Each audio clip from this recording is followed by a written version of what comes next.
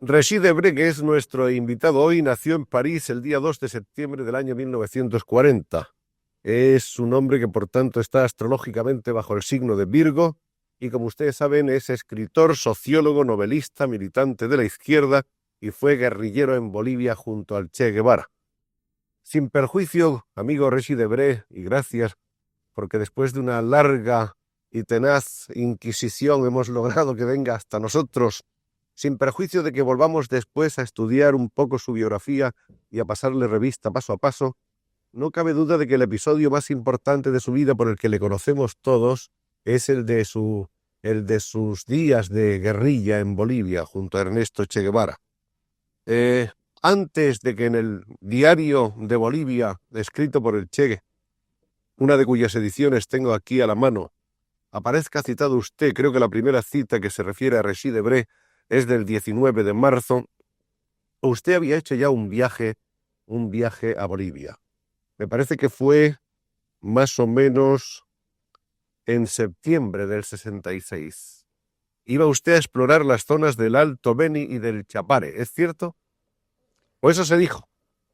Bueno, como ya pasaron 10 años, que es, yo creo, el plazo a partir del cual las cosas se dicen, ¿no? Aunque son 25 años. ¿Sí? Es cierto que yo estuve en Bolivia varias veces. La primera vez fue en 64.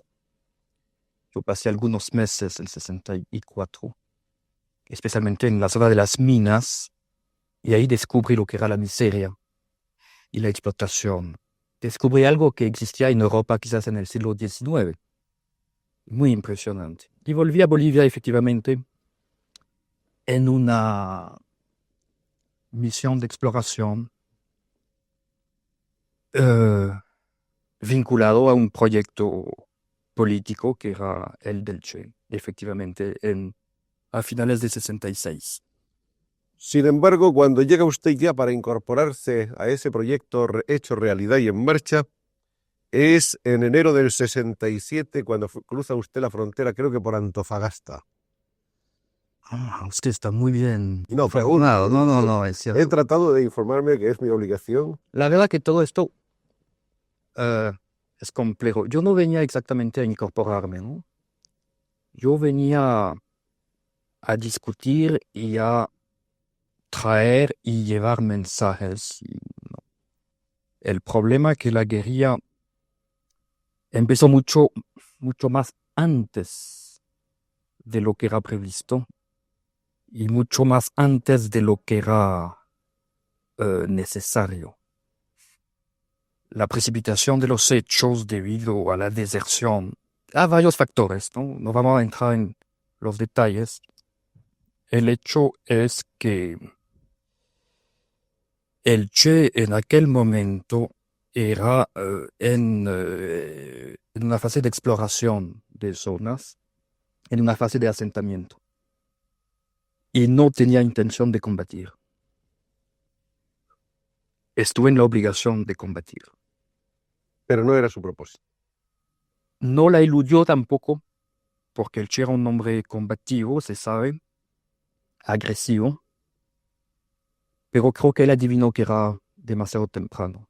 Y Fidel, sobre todo, lo adivinó y lo percibió. Cuando usted llega al campamento de la guerrilla en Bolivia y se encuentra usted con aquel grupo, que era un grupo más bien menguado, de pocos hombres, ¿qué impresión fue la primera que usted tuvo? ¿Que esa gente estaba... No, yo tuve una magnífica impresión, porque el campamento central era una maravilla. Había una organización interna, una disciplina, y hasta diría una organización material de postas. Hasta el Che, que era un hombre que veía a largo plazo, había sembrado hortalizas, sembrado algo de maíz, de papa, etc. Todo eso se concebía como una guerra a largo plazo, ¿no? Más bien yo tuve una impresión de admiración. Lo que pasó es que el medio ambiente era tan terrible que cuando yo llegué al campamento con otros, Ese es el campamento que se llamaba del Oso. El campamento, el Ese es campamento otro. del Oso es otro campamento. Cuando yo llegué al campamento central, el Che no estaba ahí. El Che había salido en una exploración que creo que fue un imponderable, uno de estos imponderables fatales. El Che había salido a explorar el terreno por 15 días y se demoró algo como 2 meses. ¿Por qué? Porque se encontró con un medio terrible Hostil. que no tenía nada que ver con la sierra que él había conocido en Cuba. Tuvo que cruzar ríos y perdió gente cruzando ríos. Pasó hambre terrible. Y cuando el Che volvió, estaba ya la pequeña tropa de hombres muy aguerridos que estaba con él, estaban ya agotados físicamente. Y cuando el Che viene al campamento, ya se había desencadenado todo el proceso de movilización del ejército boliviano, ¿no? Son de estos imponderables que en el momento uno no se da cuenta, pero cuando retoma todo el hilo, ve que el azar estuvo en contra de nosotros siempre. ¿Usted conocía al Che antes de ir a Bolivia? Sí, Era yo lo había argentino. encontrado pocas veces, pero lo había encontrado en 61, porque la primera vez que estuve en Cuba fue en 61. Pero en fin, sin mayor relación. Y luego el Che había tomado interés en un artículo que yo había publicado sobre aspectos de guerrilla urbana en Latinoamérica. Y como el Che, como todo revolucionario, era un lector, andaba con libros siempre. Estaba muy atento a todas las publicaciones, hasta en francés, porque aunque no hablaba bien francés, lo leía perfectamente. Entonces, le cayó en sus manos la revista de Sartre, L'État moderne, en 64, estaba en Argel, y donde había el artículo mío, entonces se interesó, habló con Fidel y por esto me invitaron a la Tricontinental, ¿no? Que fue la conferencia que tuvo lugar en La Habana en 65.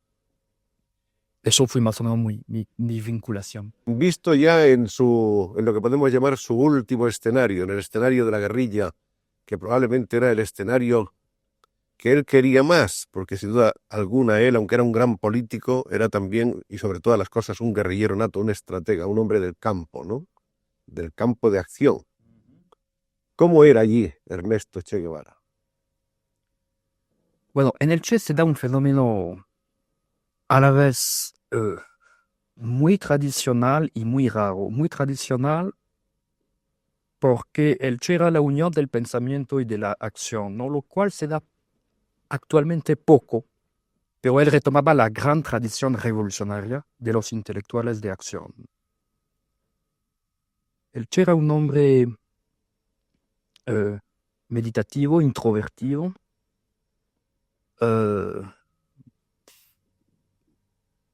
yo diría con alguna dificultad en las relaciones con los demás. Seguramente menos sociable que Fidel. Pero el Che tenía una gran concentración y una gran voluntad. Discutía poco, pero se notaba una decisión, ¿no? Una decisión tenaz, muy impresionante, ¿no? ¿Y estaba cerca o lejos de sus hombres? Ambas cosas. O sea, yo creo que el Che es muy extraño. El Che estaba a la vez muy ocupado de todas las cosas materiales de la vida cotidiana, etc., pero siempre pensando en otras cosas, ¿no? Que eran cosas de él, ¿no? Era un jefe con autoridad indiscutible. Un jefe con una autoridad indiscutida, aunque hubo problemas como hay siempre en convivencia y siempre que se van agriando un poco las relaciones, en un medio que no era un medio homogéneo en la medida en que había bolivianos, cubanos, argentinos, alguna gente del Perú. Entonces, no había tenido tiempo de fusionar todo, ¿no? Yo creo que el Che estaba adelante de nosotros, especialmente en su visión internacionalista, ¿no? El Che había superado los problemas de nacionalidad. Y los otros quizás no tanto. En efecto, creo que incluso se produjeron en ocasiones fricciones violentas. Los bolivianos decían que por qué tenían que estar los cubanos allí. Hubo fricciones que se deben sobre todo a la manera de cómo fue el reclutamiento de la gente. La verdad que no fue como debió ser porque no dio el tiempo a la gente que estaba dispuesta a ir de llegar al campamento por el cerco que se Se estableció. hizo una primera recluta y hasta se hizo un campamento dirigido por el propio Che de preparación previa. Sí, pero se pensaba atraer a mucho más gente, atraer a gente de varios países limítrofes y a formar columnas. Y por alguna razón no dio tiempo. No dio tiempo. Por una serie de razones que se acumularon y no dio tiempo. O sea, el Che no tuvo, yo diría, los medios humanos y materiales que estuvieran a su medida. Digamos, él estaba por encima de los pocos medios disponibles. Desde el punto de vista humano, en su comunicación con los demás seres humanos, era un hombre jovial, un hombre Podía serlo gentil, y podía ser también todo lo contrario. todo lo contrario. Frío, Podía ser duro, pero la dureza del Che, como era en principio, era fundamentalmente con él mismo, no se veía la dureza con los demás como una arbitrariedad, porque él daba el ejemplo. si esa aventura de Bolivia se produce, Aventura no, este proyecto, bueno, si ese proyecto, esta empresa, esa peripecia, esa empresa, esa ambiciosa empresa, ese empeño, se produce un poco prematuramente al decir de todos los que han estudiado el asunto y de usted que ha sido un protagonista, no cabe suponer que con que en fin, que haciendo un poco de pausa y tomándose un poco más de tiempo, esa empresa no hubiera tenido un fin diferente. Es decir, no hubo precipitación, la estrategia no quedó abortada por la precipitación. Yo creo que sí, pero esta precipitación fue impuesta por los hechos. A lo mejor hubiera podido ser eludida, diferida, hubiera podido ser frenada. El Che no quiso frenarla, pero yo diría que no tenía elección. Era así. Pero le faltó un año al Che. Y eso es lo que piensa Fidel. Y siempre lo pensó. Vamos a ver, en este diario nos dice que usted más o menos aparece el 19 de marzo, o por lo menos el 19 de marzo el Che dice que está usted allí. Vamos a leer exactamente lo que dice en este diario. Aquí tenemos abril y marzo, día 19. Están ahora en la base el francés, que es usted. A usted una vez le llama el francés, otra le llama Danton, y no sé si incluso emplea algún otro nombre. El chino, el pelado, Tania y Guevara con la primera parte de su grupo. Esa es la primera vez que se habla de usted. Después se habla a menudo y hasta hay una ocasión, me parece que es en el mes de abril, a principios de abril, sobre el 10 de abril, en que el Che provoca una especie de cursillo entre los hombres para hablar de uno de sus primeros textos, Residebré, Revolución en la Revolución. Bueno, esto es un texto, por cierto, muy guevarista. Todavía el Che lo encontraba un poco suave. Lo encontraba un poco tímido políticamente.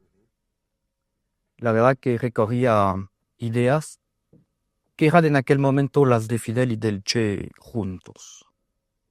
El problema es que yo tuve mayor relación con Fidel que con el Che, y fui sobre todo escuchando a Fidel que yo me fui empapando, por así decir, de toda la experiencia pasada de la guerrilla en Cuba. Pero efectivamente este libro era ligado a la OLAS, que fue la Organización Latinoamericana de Solidaridad que trataba de articular un frente guerrillero de resistencia al imperialismo y además de contraofensiva, ¿no? Este proyecto quedó trunco con la muerte del Che. Y con otros factores, Venezuela, Guatemala, porque ocurre que el Che viene a ser el símbolo central. El problema es que pasaban muchas cosas en América Latina. Había una serie de En focos, aquel momento había una focos serie de focos más o menos simultáneos. más o menos simultáneos, aunque habían empezado así espontáneamente en cada lugar. Se trataba de articularlos en un proyecto sintético, lo cual era difícil. La guerrilla de los MIR, etcétera, en Venezuela. Bueno, había la guerrilla de Venezuela que había empezado por allá Los por el Tupamaros. 41. Los Tupamaros empezaron después. Los Tupamaros empezaron en 68, 69. No,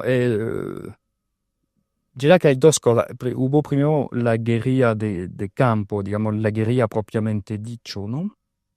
Que fue en el norte de Latinoamérica, que fue Venezuela, Perú, Guatemala, que fue muy importante con lo de Turcios. Y después vino la segunda oleada, que fue la guerrilla urbana de Montevideo, Buenos Aires y de Brasil. En el medio queda el Che 67. Son dos periodos distintos. Aunque parezca que nos vamos y sin embargo estamos dentro del tema, ¿cuál es el juicio que tiene usted ahora, al cabo de los años, de lo que significa la Revolución Cubana en América Latina? Bueno, yo creo que significa un... Yo voy a tratar de hablar muy sencillamente, de eludir los estereotipos, ¿no? Que es difícil siempre en el lenguaje político, porque el lenguaje político se hace en base Oye, sobre todo en los clichés. a fórmulas hechas. Pero las fórmulas hechas a veces quieren decir algo serio, ¿no? El problema es que son tan divulgadas que ya no quieren decir mucho. Pero, digamos, la revolución cubana es un cambio en la historia de todo el continente latinoamericano. Aunque no se haya expandido, aunque no se haya inmediatamente difundido, yo creo que hizo ganar mucho tiempo a la evolución histórica de toda América Latina, porque todos los procesos que vinieron después, digamos, más centrista, no marxista, pero el nacionalismo revolucionario, lo del Perú, lo de Panamá, hasta cierto punto, lo de Venezuela, etc., ha sido posible porque un país se irguió y dijo no a los yanquis. El país que se erguió para decir no lo pagó muy caro. Yo creo que Cuba ha pagado los costos para los demás. Altísimos costos. Altísimos costos. Cuba es una isla sin recursos naturales, víctima hasta hoy del bloqueo, monoproductor. La cotización del azúcar está actualmente muy baja, bajísima, sin petróleo, lo cual es importante, con una población escasa. En fin, no es un país subdesarrollado. Y la revolución ahí consiste primero en luchar contra el subdesarrollo. En Cuba actualmente nadie padece hambre y hay un racionamiento. En la mayoría de los países en América Latina no hay racionamiento, por supuesto, pero hay mucha gente que padece hambre. O sea, ha logrado Cuba, yo diría, una igualdad en la repartición de la escasez, que me parece moralmente admirable. Y no se puede hablar de Cuba sin hablar de Fidel. Da la casualidad que esta pequeña isla generó a un hombre muy grande, más grande que el país. Los americanos lo saben bien. Es un hombre que tiene una visión de la planeta. A veces yo pienso que yo pienso que los que nacen en islas tienen más sentido de las grandes proporciones, de las grandes correlaciones de fuerza en el mundo, porque ellos saben que son dependientes de todo lo que pasa en el exterior. la gente que nace en las islas son grandes estrategas. Acuérdese de Napoleón, que nació en Córcega. Un hombre como Fidel vive la evolución del mundo, que sea Asia, África, lo padece en la carne, lo siente, cualquier agresión, cualquier cosa, lo sufre, Hay lo una vive. característica de esta revolución cubana y de Fidel y de la política de Fidel que por una parte es bien vista y por otra parte es denostada, como es lógico, y es su internacionalismo. Es decir, Fidel no puede pensar solo en los problemas interiores de Cuba. Fidel se asoma a los problemas generales del mundo Y tiene razón. participa de todos ellos. Participa en los que puede participar y en los que debe participar. En los que puede y en los que debe participar. A veces se acusa a Fidel de intervencionismo.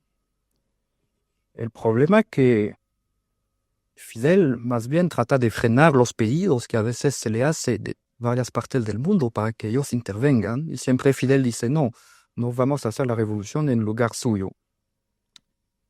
Fidel en África practicó este internacionalismo que el Che encarnó, porque hay que recordarse que el Che estuvo en el Congo antes de ir a Bolivia, que África apasionó al Che, que veía a África como un escenario decisivo. Conocía África muy bien. Yo creo que aún fue él que interesó a Fidel a África. Se conoce el diario del Che en Bolivia, pero hay otro diario del Che en el Congo, que quizás se conocerá algún día. El Che combatió en la guerrilla de aquel entonces, del 65, ¿no? O sea que lo que hacen los cubanos actualmente está en la línea, la trayectoria que fue la siempre de la revolución cubana y que además no empezó en 58. Yo creo que, en fin, vinieron dominicanos a hacer la revolución en Cuba y venezolanos. Además hay que acordarse que Cuba es un país africano en parte, ¿no? Hay una raíz afroamericana importante y Fidel es un internacionalista. Quizás en un momento en que el internacionalismo sufre embates y en que el nacionalismo vuelve muy fuertemente. Pero yo creo que él trata de mantener esta idea moral de la unidad de la especie humana, de la unidad de los explotados, de la unidad de la lucha contra los explotadores. Para él no son conceptos abstractos, los vive así. Y ya nos encontramos ante el momento culminante en lo que se refiere a la vida personal de Régis Debray, que es la detención por la policía boliviana. Mire, se ha hecho una gran historia de todo esto, porque se trató de focalizar sobre mí toda la atención internacional. Eso fue un procedimiento de guerra psicológica muy explicable, porque se conocía mi vínculo con Cuba, porque yo era el malo de la película, el comunista internacional, el extranjero. Era sobre mí que se focalizó toda la atención. Entonces, hay que restablecer la realidad de los hechos. Estuvimos muchos presos. El problema es que el gobierno boliviano, por su muy bien asesorado por los norteamericanos, decidieron montar el llamado proceso de Debray, que era un proceso a la guerrilla y que era una operación fundamentalmente psicológica y política. Entonces, yo empecé a ser alguien conocido, pero esta notoriedad yo no la he fabricado.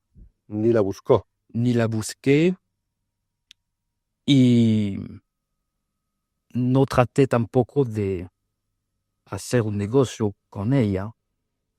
Yo siempre traté de huir a la publicidad. El problema es que la publicidad me buscó ahí. Y finalmente fue cuando yo salí de la cárcel que descubrí que eso había sido algo importante. Durante los 3 y pico años que pasó en la 9 cárcel, meses, casi 4 años. usted estuvo ignorante de la repercusión internacional que tuvo su caso. No puedo decir esto, pero la descubrí con mucho retraso, ¿no? Sobre todo, yo estaba aislado y manipulado por los medios de comunicación de masa sin saberlo, ¿no?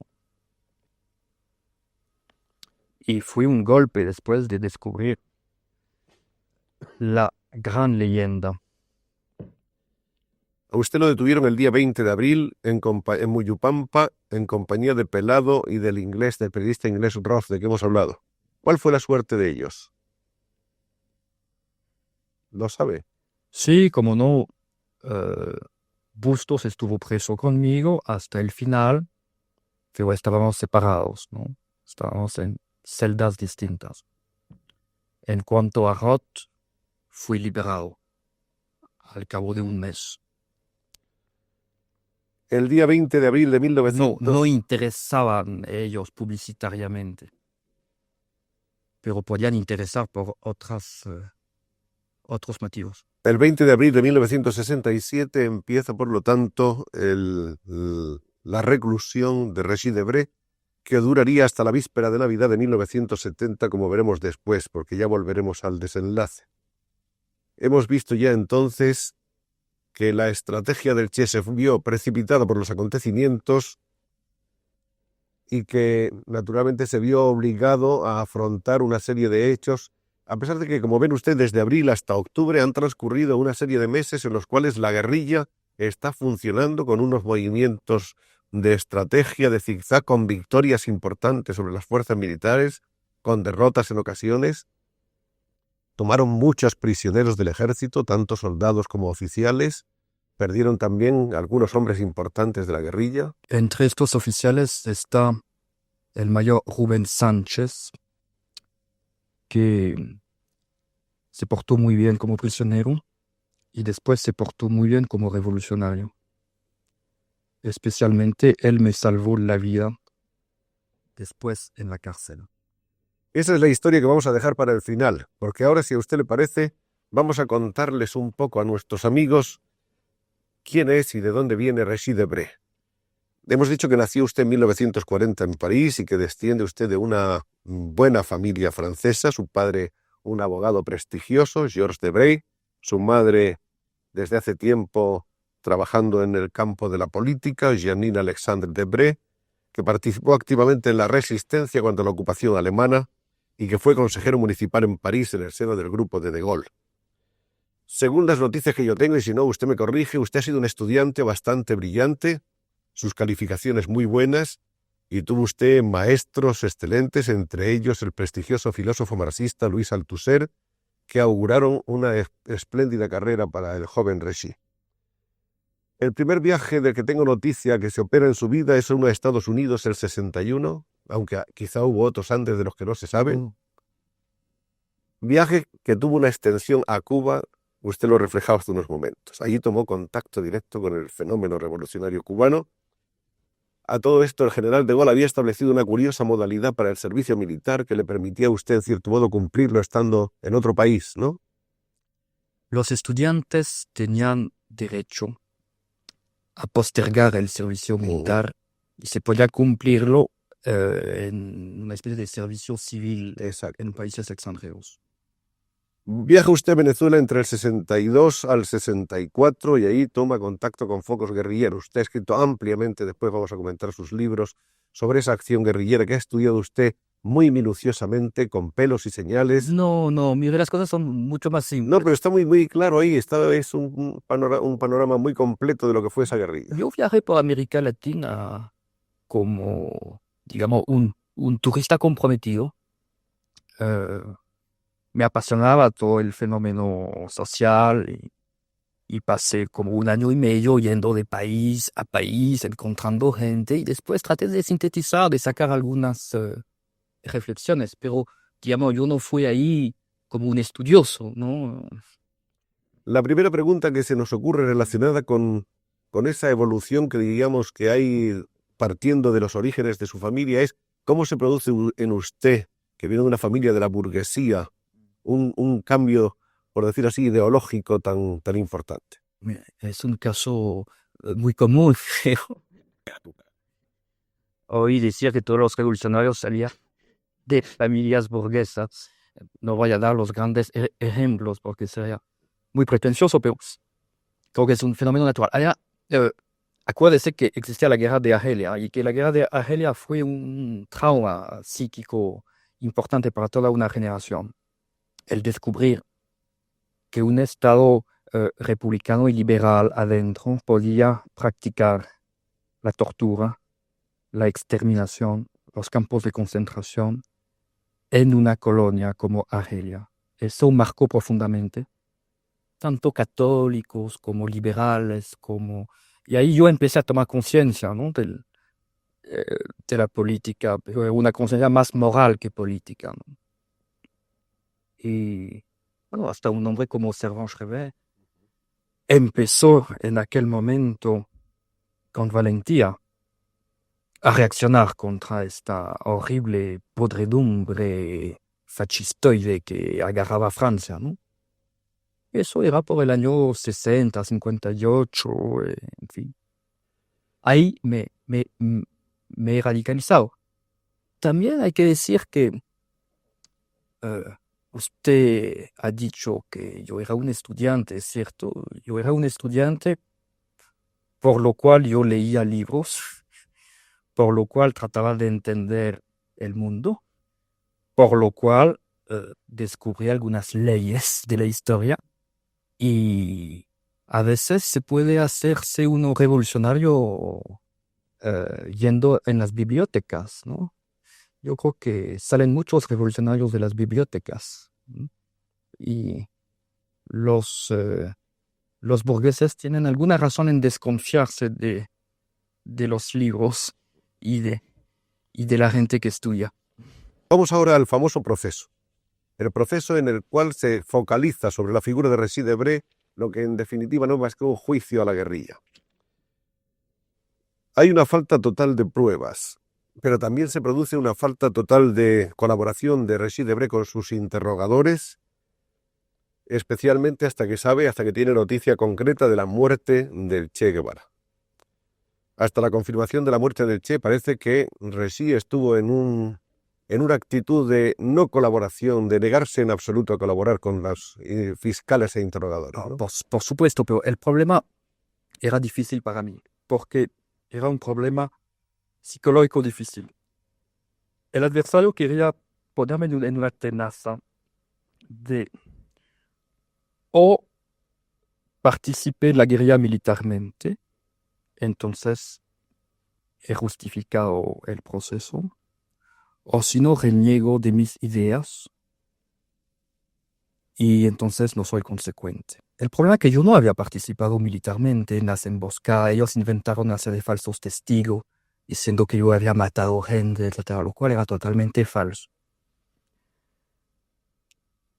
Fue solamente cuando la muerte del Che que yo decidí asumir toda la responsabilidad de la guerrilla, ya que yo me daba cuenta que alguien debía eh, hablar en nombre de la guerrilla que ya no tenía portavoz.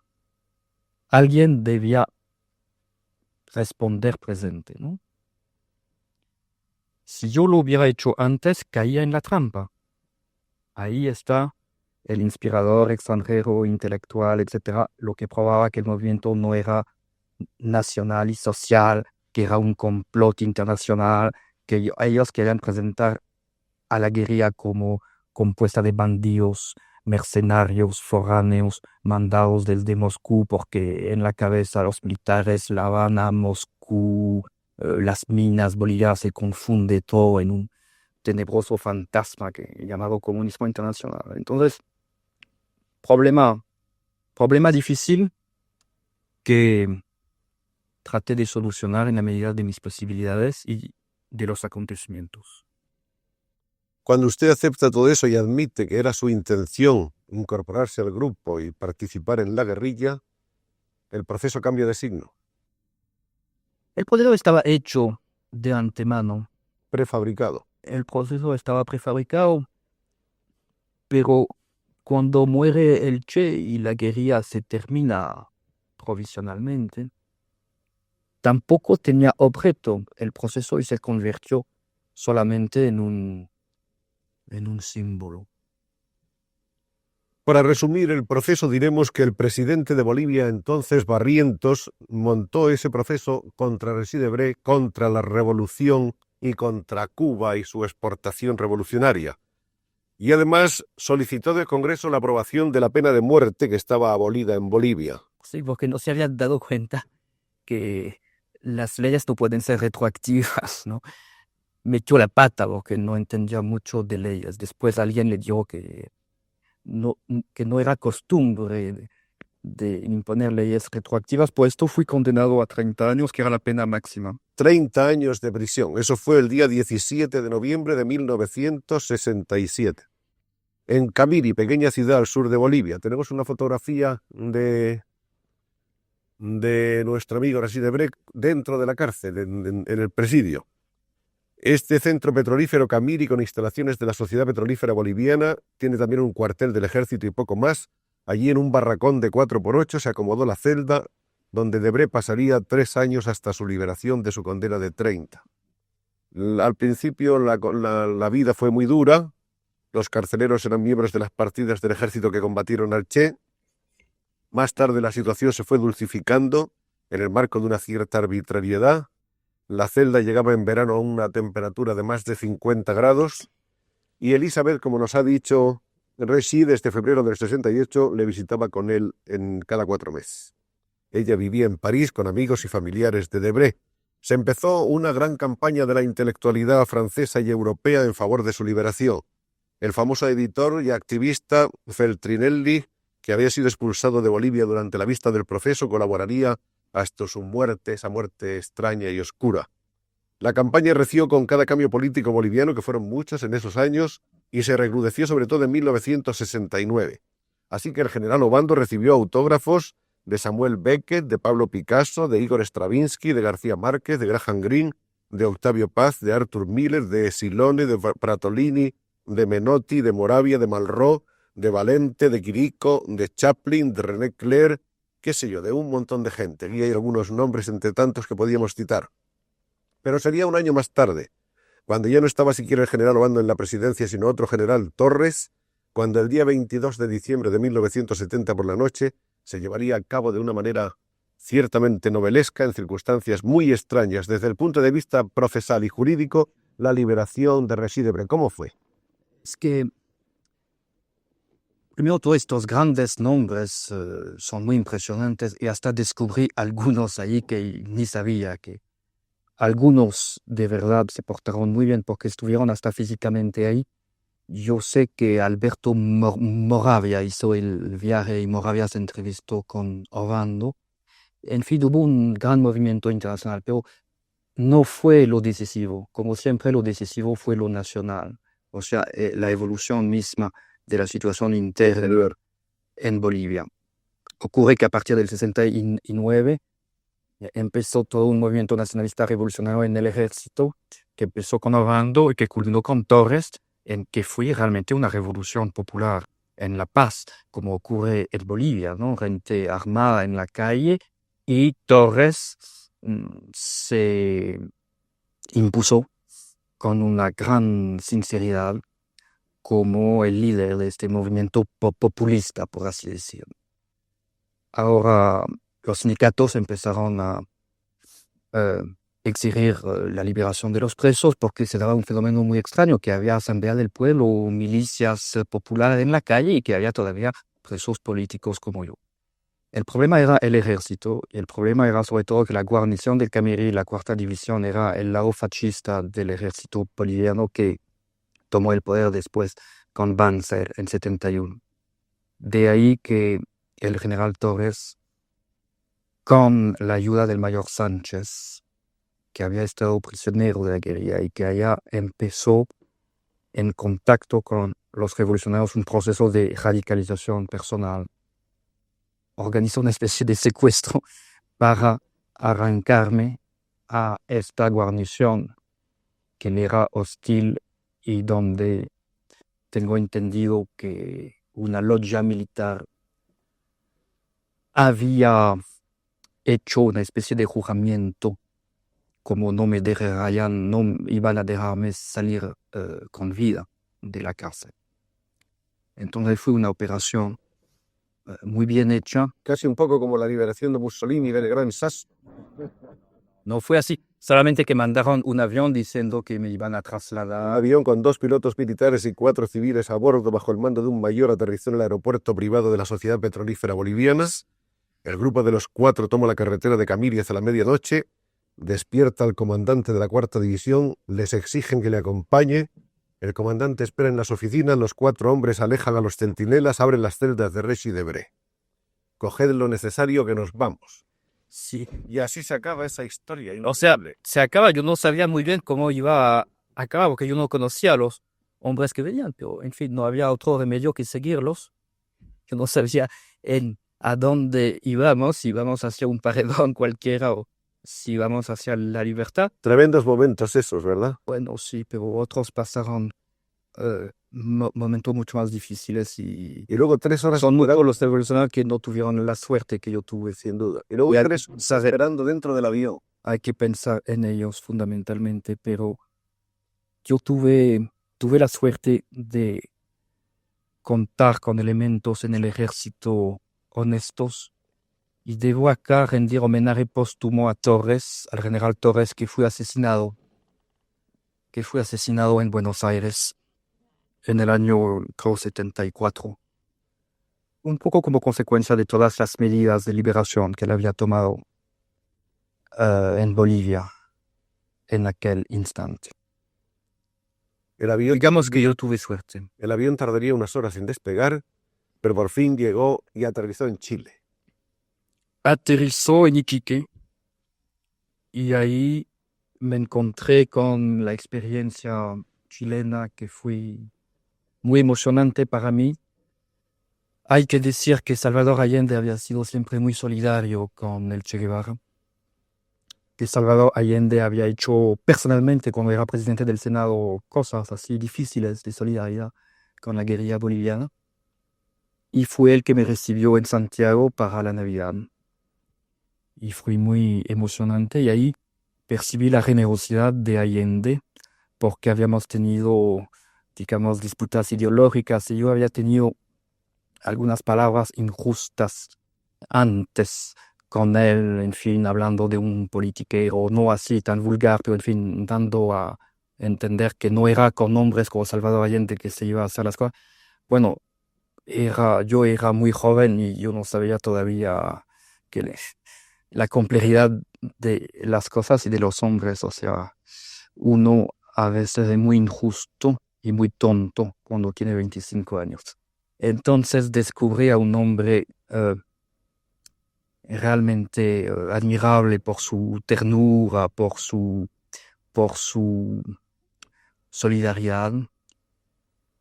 Entonces decidimos hacer un pequeño libro así, que era una conversación muy libre para dar a conocer los puntos de vista de Allende y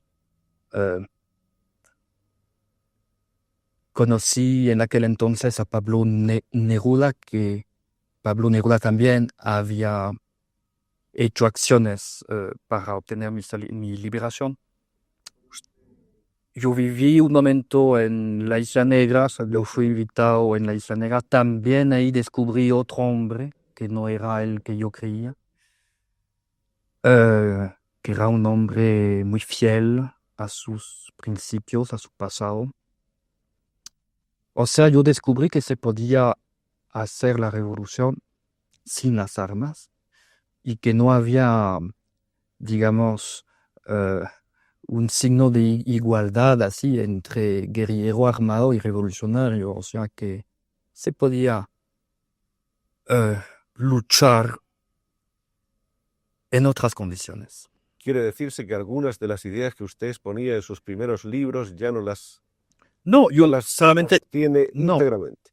Es que como no soy un intelectual con un pensamiento universal, como trato de entender las cosas localmente, de acuerdo a la realidad, tales como son, me di cuenta que en Chile el problema no era la guerrilla o no, en Chile el problema era el Frente Unido de la izquierda, con alianzas electorales, etc.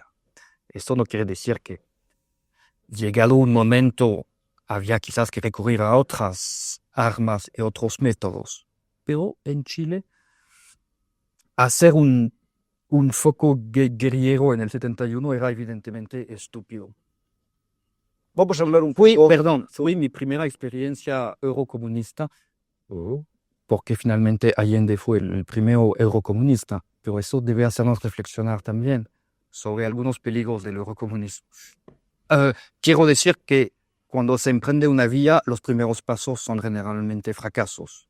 No significa que los que siguen lo repitan siempre. Esta vía era la vía que estaba un poco en contradicción con la vía armada. Sí, Era la vía de la pacífica, sí, era la vía legal, la vía legal. la vía pacífica, en un país en que existían instituciones democráticas, existía 100 años de tradiciones republicanas, 100 años de elecciones regulares, donde existía libertad de prensa, donde existían partidos, donde existían sindicatos. En fin, era un país como Francia. Se llamaba Chile la Inglaterra, hasta ni siquiera Francia, la Inglaterra De América. de América. Se llamaba. Hay otros muchos libros de Régis Debray, este del que hemos hablado antes, Ensayos sobre América Latina. Hay un libro en el que él recoge todos esos episodios de Bolivia, la guerrilla del Che. No, yo trato de analizar el cómo y el porqué del proyecto del Che, ¿no? La estrategia, la elección del terreno, la elección del momento, la campaña militar, etcétera, y sus resultados. La crítica de Bueno, esto es un libro que trata de hacer un balance de la lucha armada durante unos 10 años en América Latina. Quiero decir que la crítica de las armas es una palabra de Marx, no es la crítica a las armas, es una reflexión sobre la crítica de las armas que se opone a las armas de la crítica. Eso no quiere decir que sea una crítica a las armas, ¿no? Como si dijéramos discurso de las armas. Exacto. Y eso es un estudio de algunas experiencias concretas como Tupamaros, La de Venezuela, la de Venezuela, la de Guatemala. Esta es una novela. Bueno, entonces esta sí, esto es literatura.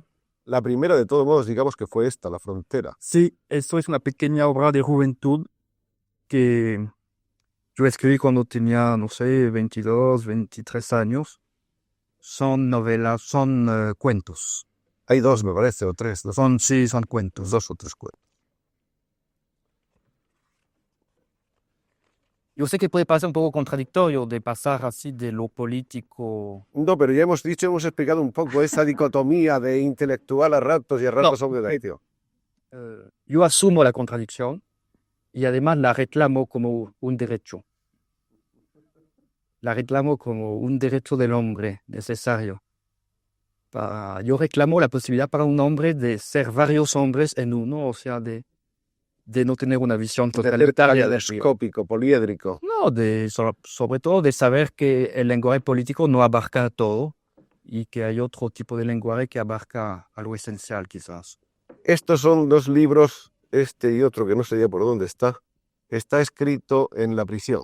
Sí, son notas con un título irónico porque son notas un poco introspectivas, porque en el último año en mi último año de cárcel yo tenía libros, podía escribir, entonces como soy un intelectual y que yo no tenía nada que hacer, escribí.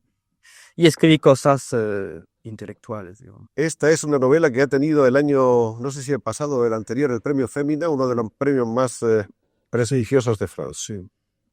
Está publicado ya en español, me parece. Yo creo que se va a publicar o está publicada. Yo no sé en qué traducción, porque usted sabe que la literatura es lenguaje fundamentalmente y que la traducción es una recreación y cuando no hay recreación es una tradición. Se dice. Esto es una reflexión sobre mayo 68, un poco, una especie de provocación, ¿no? Porque Yo pienso que mayo 68 fue la revolución cultural de la sociedad burguesa. O sea, yo creo que mayo 68 no fue, Lo que se dijo que fue. fue todo lo contrario. Fue la forma con la cual la burguesía pudo recobrar alguna juventud y alguna inspiración nueva. Bueno, esto es una intervención entonces más política en la coyuntura, porque cuando yo regresé a Francia en el año 73, milité por la Unión de la Izquierda, colaboré con François Mitterrand, ¿Sigue usted trabajando con él o no? yo sigo trabajando con él, aunque yo no soy miembro del Partido Socialista, pero yo lo ayudo en algunas cosas sobre América Latina y el tercer mundo en forma general. Sobre todo es una carta en la cual traté de dirigirme a los comunistas para demostrarlos que a lo mejor no eran coherentes con ellos mismos y que al romper la unidad de la izquierda, ellos cerraban las puertas a todo proceso de cambio político en Francia. Han cerrado las puertas y se han encerrado dentro de las puertas. Y entonces el interrogante, Y entonces el interrogante es saber cuándo este sectarismo o este miedo a las responsabilidades de la historia y del gobierno, de formar un gobierno y de tener una práctica y una alianza real con otro partido que es el Partido Socialista. O sea, me parece que los comunistas, digamos, han carecido de esta virtud revolucionaria elemental que es la audacia y el sentido de la práctica para retraerse sobre posiciones de prudencia y de espera. Pero cuando se espera demasiado se pudre también. Se pudren las cosas y se pudren los hombres. este es un importante juicio que nos da Régis Debray, un juicio de urgencia un poco sobre la situación política en su país. Y ahora este es el libro más reciente. Sí, este es un libro que sale a finales de abril en Francia, que todavía no está en venta, que es un estudio sobre este extraño poder que tiene el intelectual en Francia, que remonta de muy lejos, ¿no? Desde la affaire Dreyfus, etc. Y creo que va a suscitar muchas polémicas. Y es un libro en el cual trato de convencer a los intelectuales de hacer su oficio de intelectual y no de vedette. Donde trato de recordarles que la verdad es impopular y minoritaria y que a fuerza de buscar la popularidad a toda costa, renegan de su oficio, que es fundamentalmente decir la verdad, la cual a veces es muy desagradable. Habíamos quedado en no pasarnos de una hora y en limitarnos Le pido y disculpas. no excedernos en el abuso de las preguntas a Régis Debray, pero ha sido tan amable y tan gentil que ha respondido a todo con una gran sinceridad y de una manera muy abierta que le queremos agradecer ahora. Muchas gracias. Nos ha gustado mucho tenerle aquí, encontrarnos con un personaje, con un señor, con una persona, con un ser humano que ha vivido momentos realmente bonitos e importantes, dramáticos en cierto modo, y que además puede contar, entre tantas otras cosas, el hecho de haber estado muy cerca de algunos de los hombres clave de nuestro tiempo. Es un favor que me dio el azar, trato de estar a la altura de los recuerdos y sobre todo de mantenerme fiel a algunas enseñanzas que me dieron. Muchas gracias, Rashid, Muchas gracias. y hasta otra próxima vez.